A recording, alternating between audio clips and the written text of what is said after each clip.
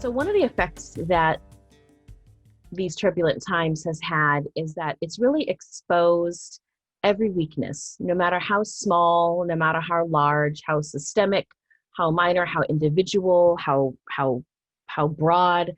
They've all been exposed by the pandemic, by the fight for racial justice, by everything that's happening in the world right now, and they've been exposed and they've been exacerbated by everything, whether it's financial instability, racial injustice, infrastructures that everything is built on. Um, those are all the things that I see have really had effects in the turbulent times. The way that I have been affected in the work at South Seattle College is that everything that we knew had to be improved has all become top priority on the same to-do list.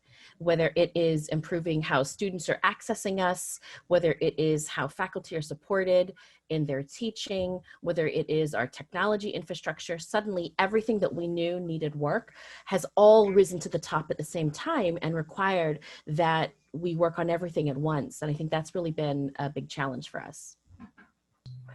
I think the optimism that I feel is that there is a sense of urgency through being confronted with all of these systemic shortcomings. And I think that that urgency, while it in the moment can feel really stressful and can really feel really challenging and almost impossible, what it means is that there is a collective desire to change things. And I think that sense of urgency has in many ways evolved into a collective sense and agreement that we need systemic change. And that's where I have a lot of optimism. If we can harness that momentum, then we'll be able to really make fast improvements that will stick for a long period of time.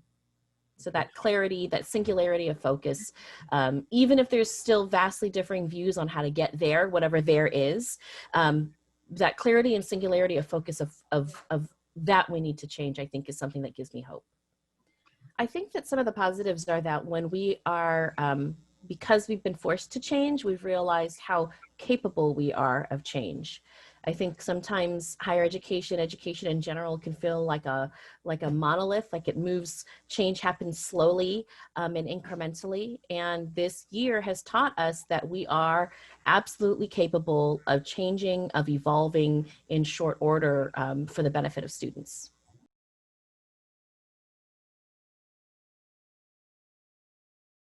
So when I think about the leaders and the people that are engaged in this group in particular, I think that I would want that this group to consider how any decision to improve and strengthen anything has actual real impact on racial injustice in particular.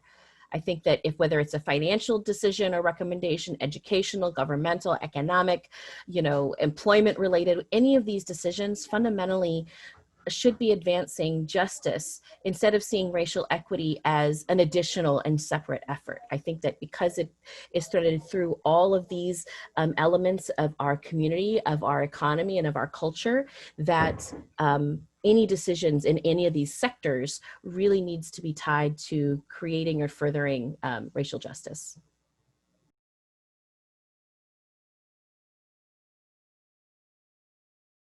I'll start with what gives hope. And I think that is that especially here in Seattle, the innovations that we needed exist. They're there. The innovations to work from home, to learn remotely, the innovation to move services online, those exist. And we actually are we're in the community where those innovations have been developed and grown. I think the challenge, the concern that I have is that the access to those innovations is really what is concerning. That though we are here in Seattle in such a rich technology economy, with such a rich innovation space, the fact that our own schools, our own systems, our own agencies that support folks throughout the community, that educate all of our children, don't all have equal or ready access to those innovations, I think is the concern. I think the thing that gives me hope, though, is that, as I mentioned before, this clarity around what the need is, clarity around the need for change and improvement of access. I think that there are many, many people now rowing in the same direction, trying to focus on how we make sure that all of our communities, especially our Black, Indigenous communities of color, have access to these innovations, to the jobs that enable them to work from home, to the technologies that enable young learners and adult learners to learn effectively and successfully from wherever they are. I think that people broadly understand that and have a sense of urgency around that. That's what gives me hope.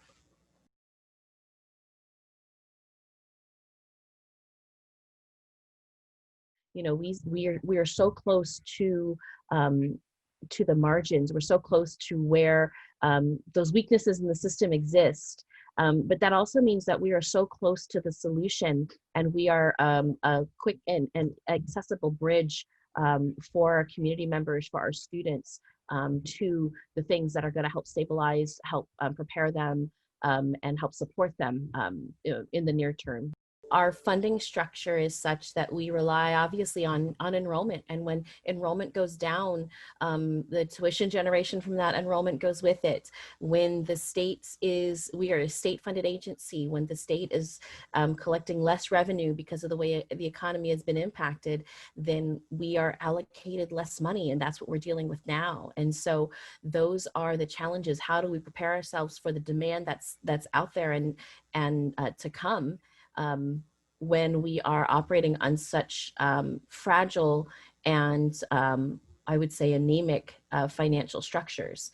And I think that the way that we're doing this is ensuring that our legislators understand us and understand our value in the economy, the value of the community colleges to being responsive in the economy, understanding how we operate so that that there's a strong understanding of how the infrastructure needs to be supported to be prepared to meet the demand to come. We have got the faculty who can do this. We have got the staff who can support students. We have the expertise at hand. The financial situation and the financial, the funding structure that we're facing really challenges our ability to make sure to keep that talent here and ready and supported to be able to shepherd our community members, our future students through to a stabilized economy. And so I think that is a huge challenge for us right now. I think the how we get there, how we do that, I think is the thing that every leader is really struggling with, that every leader is struggling with in their own sectors, in their own areas, but that every single community college leader is struggling with right now is how do we effectively keep the doors ready and open for when people can come back at full strength, when people can come back with education benefits and benefit from the expertise that we have already have in our faculty and in our staff.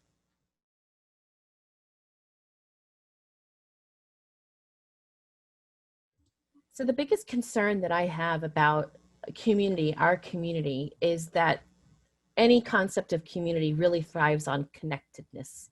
And in this pandemic, we are not able to physically gather. The ways that we can connect are so limited. They're literally two-dimensional on screens or on phones. And I think that when we are, because we need to be able to really connect as community, we're really challenged right now to keep our community strong or to strengthen the areas that need strengthening. I think something that gives me hope around our community, despite this lack of connectedness, is that there are many in our communities, various communities in small communities, neighborhood communities, in ethnic communities, in citywide or countywide communities. People have found new ways to get connected and to support one another. And I think that that is something that is exciting, and I think is really inspiring to see the way that communities are finding ways to come together while staying apart, essentially.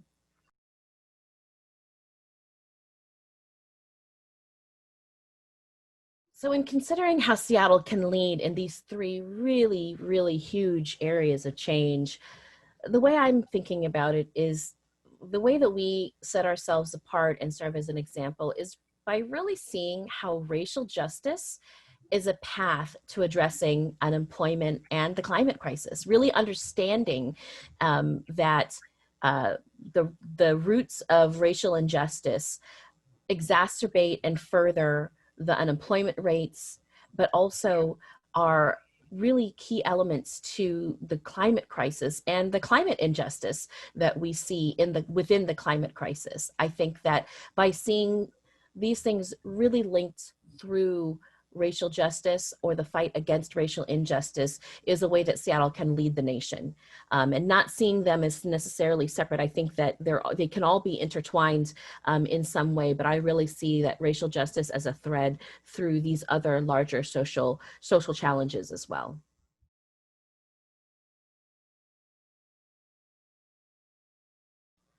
Well, I don't think that there's an individual person that I've admired, but I think who I'd like to name is really our students. And our students, and why, the reason is that I have watched our students make an incredible shift in the middle of the quarter, towards the end of the quarter, right about finals, to being completely remote, even if all of their learning has been in person. And then they re-enrolled in a completely remote environment in the spring quarter, even if they had never taken an online class in the past.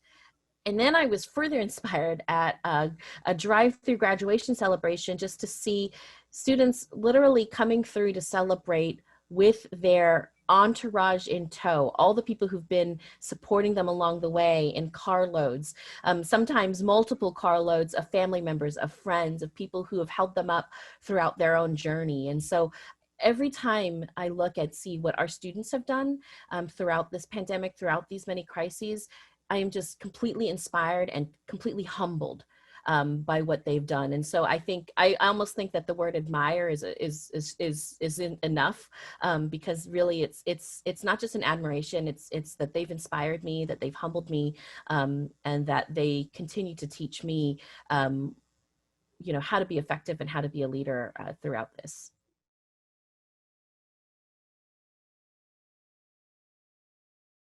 I think the biggest lesson I have learned in 2020 is that the time is now.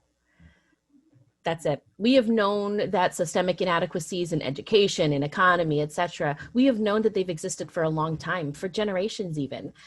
And, other than the pandemic and the veracity of this virus, none of what has happened since, none of what is happening now really should be a surprise to us. It shouldn't be a surprise that students, when challenged economically, when challenged by the impact of this pandemic, aren't able to continue their enrollment. We shouldn't be surprised. We knew that our healthcare system was inadequate. We shouldn't be surprised that it's overwhelmed or struggling through this pandemic. We shouldn't be surprised that we know that the prosperity that exists in our region has missed those who have been historically excluded. And so we should not be surprised that the job security or the job insecurity has followed that exclusion or inclusion in this prosperous economy. And so I think really the lesson is that the time is now. We know we not only know that change needs to be made, in many cases, we know exactly what change needs to be made. And so that sense of urgency and that sense that we can't afford to wait anymore really is my big lesson from this year.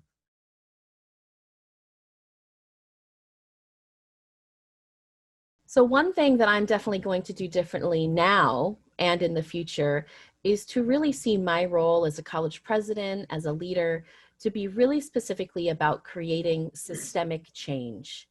It's not just about leadership through the good times. It's not about, pet projects or things like that. I fully see my role as a leader whose job it is to create systemic change for the future.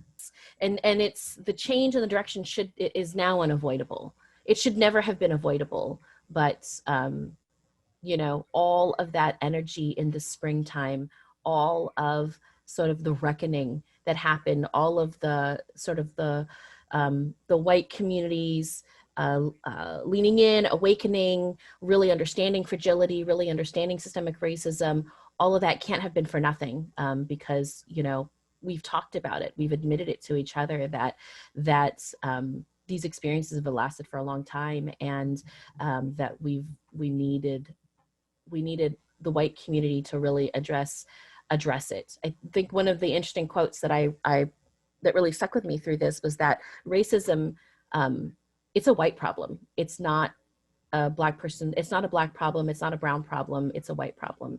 And it's going to take white folks to work with white folks and the systems um, to change that.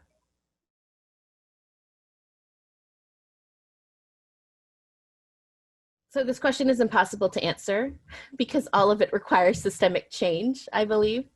But if I am pressed to give one, I guess my answer would be the one thing that I would change is everything.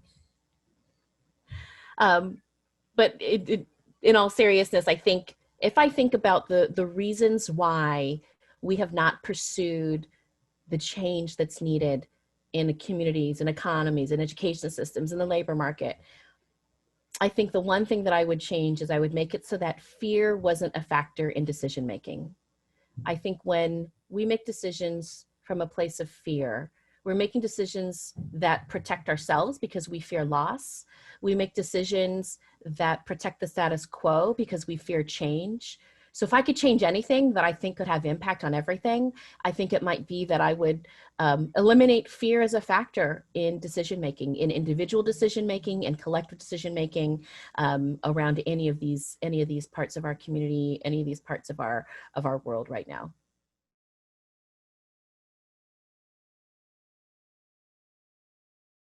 In 5 years, it's amazing to me to think about how different it is now from 5 years ago. And I can only imagine the rate of change that will accelerate us 5 years from now.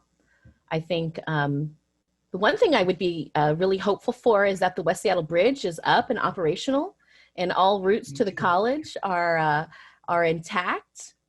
I think that in 5 years from now, I would hope that our language has evolved to be really comfortable with addressing white fragility, racial injustice, anti-racism as a prerogative. I want our language to evolve quickly so that we can have the effective conversations that will lead to the even more effective decision-making. I think I want to see our community college systems, the funding of our community college systems really rectified. I want to see an investment in our system that really merits and matches the value that we have, not only to the local economies, but to the state. And I also want to see families, the community really understand the value of community college education, not just for returning workers, for folks who seek retraining, but for young people, that they can see that there are so many options available to them in addition to bachelor's degrees, that there are apprenticeships in so many different fields, that there are really exciting things that you can do in aviation or in welding or in culinary arts, and that value of career education really strengthened 5 years from now because of the way that our economy is shifting in the moment today. So I think that there's a lot of things that I want to see addressed. I don't have illusions that we will have ended racism in 5 years, but I would expect to see us accelerating and evolving much faster in the next 5 years than we probably have in the last maybe 50 years.